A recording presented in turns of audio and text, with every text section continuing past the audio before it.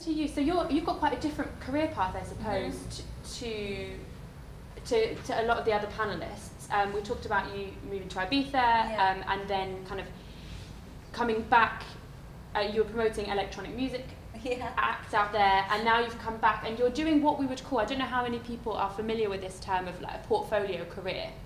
So that's basically what we would call somebody who's doing a mixture of different things, like juggling lots of different balls, lots of different income streams, okay, in order to make a living. So you're doing, last time I checked in with you, it was I think a couple of things, and now it's about 4 different things, which include freelance head of communications for a fitness app. Yeah. Okay, so you're kind of, which is called, I can't remember.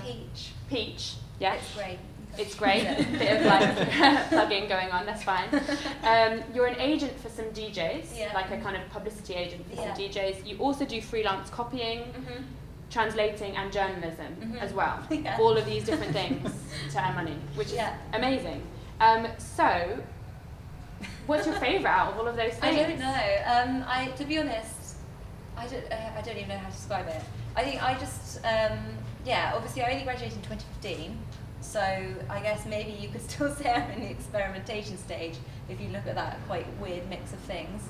But I literally just got into the music thing because I didn't know what I wanted to do. I just knew I didn't want to be corporate and boring. So I was like, I like clubbing. I'm going to like write some like blogs and just like tell them that I know all about music.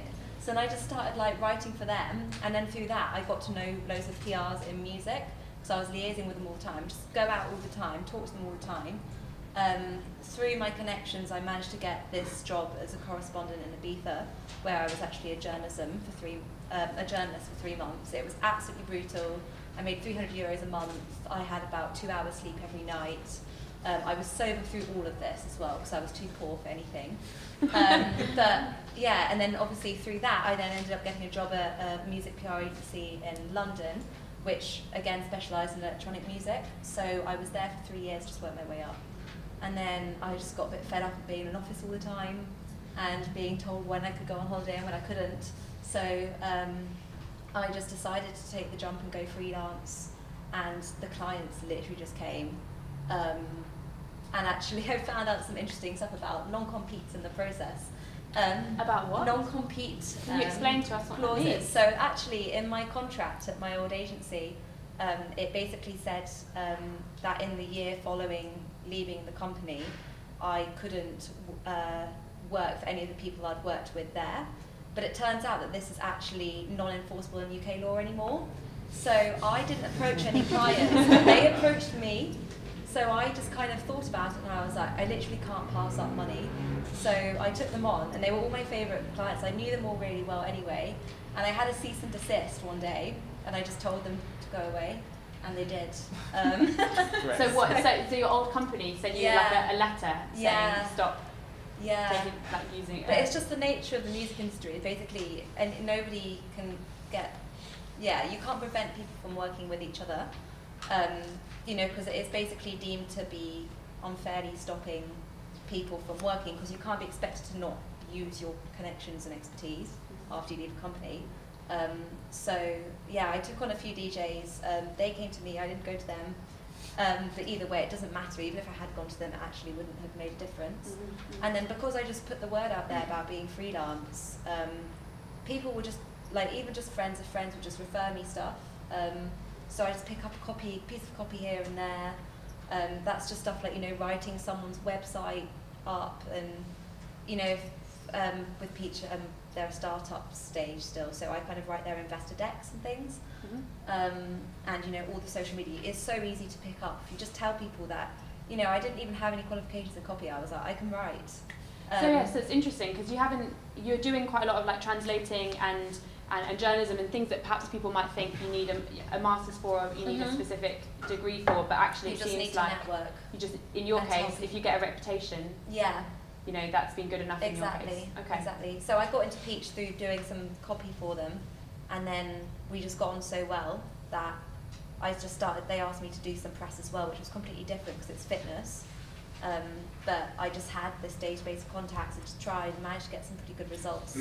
And then they just decided to make me a permanent part of the team. So So how are you using your languages day to day?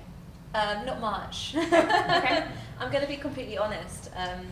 It comes in handy, obviously, and there's just been times like I'll be liaising with another PR and they're like, oh, I saw on your website you say you do French. I've got a client in Switzerland who I really need some copy just translated to, and I'll just do it really casually like on the side. So I did that for a diamonds company recently, which is actually quite cool.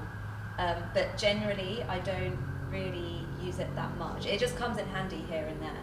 But I think, as I said, it sounds so lame, but just like being able to critically analyse language and sentences means that, yeah, you know, I didn't need a copywriting qualification. I just kind of, you just know how grammar works, and nobody else knows this amazingly in the UK. So it just yeah, it's not something we really get taught at school very much, is it? People just don't. It's just shocking how many people don't understand how grammar works.